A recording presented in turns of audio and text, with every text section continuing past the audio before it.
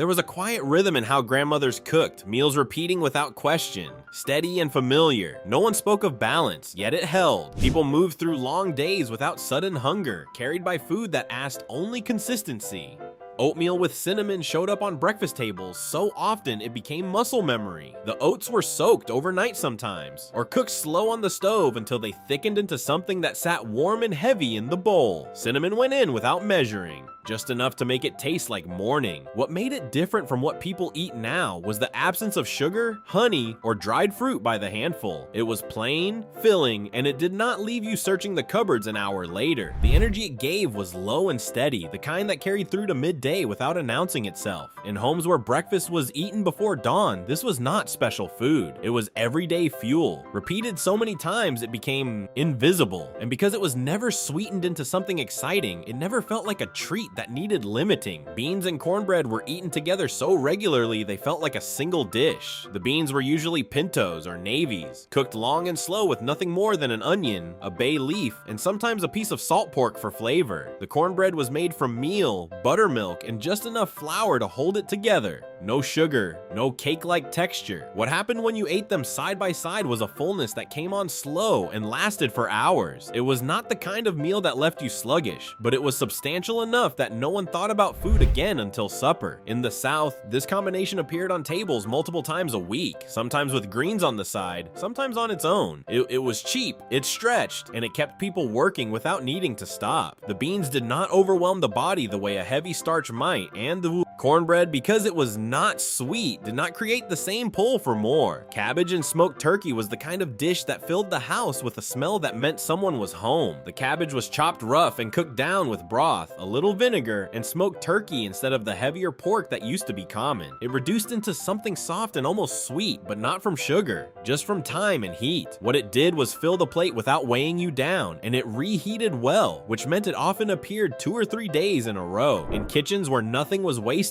this was how a single turkey leg became 5 meals. It did not spike hunger the way fried or sugary foods did. It just quietly took up space in the stomach and kept things moving. Women who made this regularly did not think of it as light or healthy. They thought of it as practical, something that could be made in volume and served to a table of people without much fuss. Lentil stew was not glamorous, but it was always there. The lentils cooked faster than beans, which made them useful on days when time was short, but a hot meal was still expected. They were simmered with carrots, celery, maybe a tomato or two, and whatever else was pulled from the garden or the back of the fridge. The result was thick, earthy, and surprisingly filling for something that contained no meat. It did not require bread on the side because it had enough body on its own, and it did not create the heavy, sleepy feeling that came after eating something rich. In homes where stew was a weekly event, lentils were rotated in alongside split peas and beans, not because anyone was counting nutrients, but because they were cheap and they worked. The stew held you without making you feel held down. It was one of those meals that people ate without comment and then went back to work. Collard greens with vinegar were a constant in certain kitchens, especially in the South where greens were cooked long and slow until they were soft enough to eat with a spoon. The vinegar was added at the end, sharp and bright, cutting through the richness left behind by whatever meat had flavored the pot. What made them different from side dishes today was portion size and frequency. They were not a garnish. They were often half the plate, eaten in volume, sometimes with cornbread to soak up the pot liquor. The bitterness was never fully cooked out, and that was intentional. It was not food designed to taste like dessert. It tasted green, mineral, alive, and because it was fibrous and slow to break down, it stayed with you. In homes where greens appeared 3 or 4 times a week, they were not considered virtuous or clean. They were just what grew, what was affordable, and what filled the gap between meat and bread. Sweet potato baked and not candied was how it used to be served before it became a holiday side dish covered in marshmallows and brown sugar. The potato was scrubbed, pricked, and put in the oven until the skin wrinkled and the inside turned soft and almost creamy. It was eaten plain, maybe with a little butter, sometimes with nothing at all. What it offered was a natural sweetness that did not need augmenting, and a density that made it feel like more than a vegetable. It was filling in a way that did not require a second helping, and it paired well with greens, beans, or a piece of plain chicken. In homes where sweet potatoes were grown or bought in bulk, they appeared regularly throughout the fall and winter, baked the same way every time. There was no recipe because there was no need for one. It was simple, reliable, and it did what food was supposed to do. It kept you going without making you feel worse an hour later. Barley soup was one of those recipes that used to be common and then quietly disappeared. The barley was cooked with broth, root vegetables, and sometimes a ham bone or a piece of beef shank. It thickened as it sat, turning into something that was almost a stew by the second day. What it did was fill you up slowly, the kind of fullness that crept in rather than landed all at once. The barley had a chew to it, which meant you had to eat it slowly, and that changed the pace of the meal. It was not fast food in any sense. In households where soup was made every week, barley rotated in alongside split pea, vegetable, and chicken. It was not considered special. It was just another way to stretch a small amount of meat and make it last. The soup did not create a sugar rush or a crash. It just sat steady, the way a good foundation does. Split pea soup was so common in some homes, it became the default meaning of the word soup. The peas were cooked with water, onion, carrot, celery, and a ham bone if there was one. It turned thick and almost paste-like if left on the stove long enough, which meant it could be thinned with water and reheated for days. What it provided was a heaviness that was not uncomfortable, a fullness that lingered without feeling like a weight. It was eaten with a piece of bread sometimes, but just as often on its own. In families where soup night was a given, split pea appeared once a week or more, made in large batches and parceled out. It was not celebrated. It was not Instagrammed. It was just there, dependable and plain, doing its job without fanfare. And because it was made from dried peas and scraps, it cost almost nothing, which meant it could be eaten freely without guilt or rationing. Turnip greens were even more bitter than collards, and that was the point. They were cooked the same way, long and slow, with some kind of smoked meat or just a splash of vinegar if the house was leaner. The bitterness never fully left, and people who grew up eating them did not expect it to. What they did was fill space on the plate and in the stomach without adding much in the way of heaviness. They were watery, fibrous, and not particularly pleasant if you were not used to them, but in homes where they appeared regularly, they were not questioned. They were part of the rotation, like laundry or church, and because they were so low in everything except volume, they could be eaten in large amounts without consequence. The body processed them slowly, steadily, and they did not create the same blood sugar swings that came from eating grains or starches alone. Okra and tomatoes was a summer dish, made when both were in season and abundant. The okra was sliced and cooked down with tomatoes, onion, and a little pepper until it lost its slime and became soft and almost jammy. It was eaten as a side, sometimes over rice, sometimes with cornbread. What it offered was bulk without density, a way to fill the plate that did not require much protein or starch. In southern kitchens, this dish appeared weekly during the growing months, made from whatever the garden gave. It was not considered health food. It was considered normal food, the kind that used what was available and did not cost much. The okra thickened the tomatoes naturally, and the result was something that sat well in the stomach and did not create a heavy, tired feeling afterward. It was light in a way that did not feel like deprivation. Brown rice and beans was a pairing that showed up in different forms across different regions, but the principle was always the same. The rice was cooked plain, sometimes with a little broth, and the beans were seasoned simply, with onion, garlic, maybe a bay leaf. Together they created a meal that was complete without needing much else. What made it work was the balance. The rice gave immediate energy, the beans made it last. Neither one overwhelmed the other. In homes where this was a staple, it appeared multiple times a week, sometimes with greens on the side, sometimes with a piece of meat, but just as often on its own. It was filling, cheap, and it reheated well. And because it was plain, it did not create cravings the way richer or sweeter foods did it. It was just steady, reliable fuel. Chicken and vegetable stew was what happened when a whole chicken was stretched into multiple meals. The chicken was simmered with water, onions, carrots, celery, and whatever else was on hand until it fell off the bone. The broth was skimmed, the meat was pulled, and the vegetables were added back in. What you ended up with was something that tasted rich but was not heavy, something that filled you up without making you feel sluggish. In homes where stew was a weekly event, it was made in large pots and eaten over several days. The broth was thin, not creamy, which meant it did not coat the stomach the way a roux-based beef stew might. It was light enough to eat in volume, but substantial enough to feel like a real meal. And because it was mostly vegetables and broth, it did not create the same blood sugar spike that a starch-heavy dish would. Homemade vegetable soup was the catch-all for whatever needed using up. Carrots, celery, onions, tomatoes, green Beans, potatoes, sometimes corn or peas. It all went in. The base was water or broth, the seasoning was minimal, and the result was a soup that tasted like vegetables, not salt or spices. What it did was fill the bowl and the stomach without adding much in the way of calories or density. It was eaten in large portions, often as the main dish, sometimes with a piece of bread, but just as often alone. In homes where soup was a given, this was the most common version. It was not fancy, it was not memorable, but it worked. It kept hunger at bay, it used what would otherwise be wasted, and it did not create the crashes that came from eating processed or sugary foods. It was just there, week after week, doing its quiet work. Stewed apples with no refined sugar were what people ate when they wanted something sweet but did not have access to or interest in making a dessert. The apples were peeled, sliced, and cooked down with water and maybe a stick of cinnamon until they turned soft and jammy. No sugar was added because the apples, especially older varieties, were sweet enough on their own once they broke down. What this created was a dish that tasted like dessert but did not behave like one in the body. It was sweet, but it was also fibrous and slow to digest. It was eaten warm, sometimes over oatmeal, sometimes on its own as a small bowl at the end of a meal. In homes where dessert was rare, this was the compromise, and something that felt like a treat but did not come with the crash or the guilt. Whole wheat biscuits in small portions were not the fluffy white biscuits that are common now. They were denser, heavier, made with whole grain flour and just enough fat to hold them together. They were eaten one at a time, not 3 or 4, and they were used to soak up gravy or broth, not eaten plain with butter and jam. What they provided was substance without lightness, a chew that required attention. In homes where bread was made from scratch, these biscuits appeared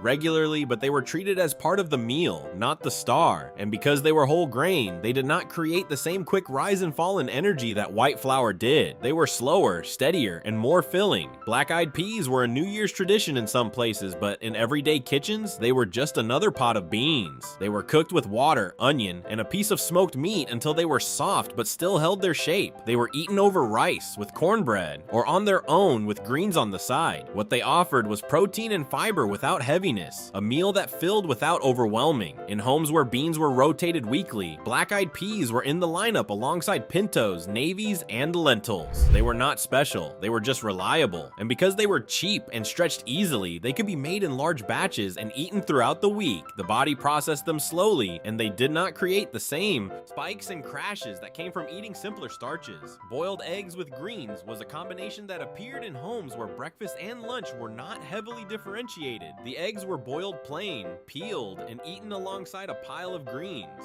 Collards, turnip greens, or mustard greens. Sometimes there was cornbread, sometimes not. What it created was a meal that was high in protein and fiber, low in everything else, and surprisingly satisfying. It was not exciting, it was not indulgent, but it worked. It kept hunger quiet for hours, and it did not require much preparation. In homes where eggs were plentiful and greens were always in the pot, this was a default meal, eaten without much thought. It was just food, plain and effective. Homemade yogurt was made in kitchens long before it became a grocery store staple. The milk was heated, cooled, mixed with a spoonful of starter, and left to sit overnight wrapped in towels. What resulted was thick, tangy, and alive in a way that store-bought versions are not. It was eaten plain, sometimes with stewed fruit, sometimes on its own. What it did was settle the stomach and provide a slow, steady source of energy. In homes where dairy was kept, yogurt was made regularly, not for health reasons, but because it was another way to preserve milk. It was eaten in small portions, never sweetened heavily, and it did not create the same sugar rush that flavored yogurts do now. It was just another quiet staple. Roasted root vegetables were what happened in the fall and winter when the oven was already on for something else. Carrots, turnips, parsnips, beets, whatever was pulled from the cellar, were chopped rough, tossed with a little oil and salt, and roasted until they caramelized at the edges. What resulted was sweet, earthy, and deeply satisfying. It was eaten as a side, sometimes as the main dish, and it reheated well. In homes where root vegetables were stored in bulk, this was a common way to use them. The roasting brought out sugars that were already there, but because the vegetables were fibrous and dense, they did not create a spike. They were filling, grounding, and they paired well with almost anything. Cornmeal mush was breakfast in homes where oats were not available or were too expensive. The cornmeal was cooked with water and salt until it thickened into something that could be sliced once it cooled. It was eaten hot with a little butter or cold and fried the next morning. What it provided was bulk and steadiness, a foundation that carried through the morning without needing sweetness. sweetness. It was plain, sometimes boring, but it worked. In homes where mush appeared multiple times a week, it was not questioned. It was just what was eaten, and because it was made from whole grain cornmeal, it was slower to digest than refined grains, which meant the energy it gave lasted longer. Buttermilk and simple meals were common in homes where dairy was kept. The buttermilk was drunk plain, used in baking, or poured over cornbread as a quick meal. It was tangy, thick, and surprisingly filling. What it did was settle hunger without adding much in the way of sugar or fat. In homes where buttermilk was a staple, it appeared daily, not as a special drink, but as part of the routine.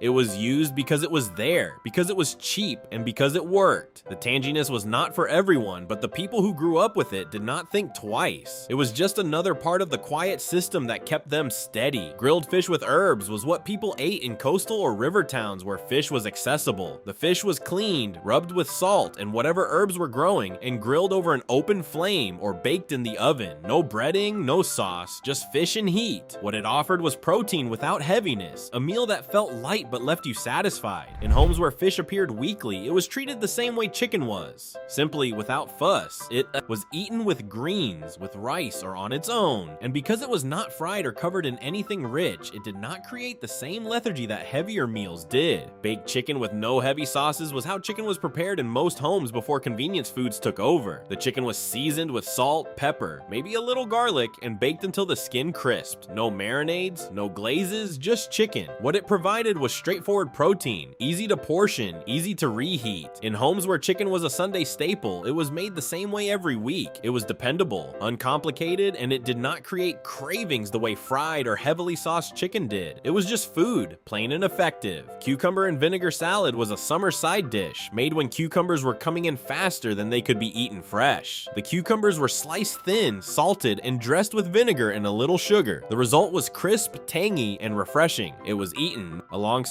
heavier dishes, and it cut through richness in a way that made the whole meal feel lighter. In homes where cucumbers were plentiful, this salad appeared almost daily during the growing season. It was not considered special, it was just what you did with cucumbers. And because it was mostly water and fiber, it filled space on the plate without adding much weight. Squash and onions was a simple side dish that appeared in late summer and early fall. The squash was sliced, the onions were chopped, and both were cooked together in a pan with a little oil until they softened and browned. It was sweet, savory, and surprisingly filling. What it did was add bulk to a meal without adding heaviness. In homes where squash was grown in the garden, this was a weekly dish made from whatever variety was ready. It was eaten alongside meat, beans, or on its own with cornbread. It was not celebrated, but it was always there, doing its quiet work. Homemade broth-based soups were a category, more than a single dish. They were made from whatever was available: bones, scraps, vegetables, grains, and simmered until everything broke down into something nourishing and warm. The broth was thin, not creamy, which meant it could be eaten in large quantities without feeling heavy. In homes where soup was a staple, broth-based versions were the most common. They were cheap, they stretched, and they used what would otherwise be wasted. And because they were mostly liquid and vegetables, they did not create the same spikes that starch-heavy meals did. Peanut stew in traditional style was a dish that appeared in Southern and African-influenced kitchens. The peanuts were ground into a paste or butter and cooked down with tomatoes, onions, and sometimes greens or sweet potatoes. The result was thick, rich, and deeply satisfying. It was eaten over rice or with bread, but in smaller portions than you might expect. What it offered was fat and protein without sugar, a meal that kept hunger at bay for hours. In homes where peanut stew was made, it was not an everyday dish, but when it appeared, it was eaten slowly and with intention. Apple and walnut mix was a simple snack or side dish made by chopping fresh apples and tossing them with walnuts and maybe a little lemon juice. It was crunchy, sweet, and satisfying in a way that did not require cooking. What it did was provide quick energy without sugar, and the walnuts added fat and protein that made it last. In homes where apples were stored through the winter, this was a common way to eat them. It was not fancy, but it worked. It filled the gap between meals without creating new cravings. Simple garden salads were what people ate when the garden was producing. Lettuce, tomatoes, cucumbers, radishes, whatever was ready, were chopped and dressed with oil and vinegar. No cheese, no croutons, no heavy dressings, just vegetables. What they provided was volume without calories, a way to fill the plate and the stomach without adding much in the way of density. In homes where salad was served regularly, it was not a diet food. food. It was just part of the meal, eaten alongside everything else. And because it was raw and fibrous, it slowed digestion and kept things moving. Slow-cooked beans were the foundation of countless meals. They were made in large pots, cooked for hours with water and minimal seasoning, and eaten throughout the week. What they offered was protein, fiber, and steadiness. They did not spike energy, they did not create crashes, and they filled you up without making you feel heavy. In homes where beans were a staple, they were not considered health food. They were just what was affordable and what worked. They were eaten with rice, with greens, with cornbread, or on their own. And because they were made from scratch, they were slower to digest and more filling than anything that came from a can. There was a pattern no one named, meals repeated, flavors stayed simple, and people held steady in a way that feels rare now. If you want to see this kind of eating again, subscribe. There is more here worth remembering.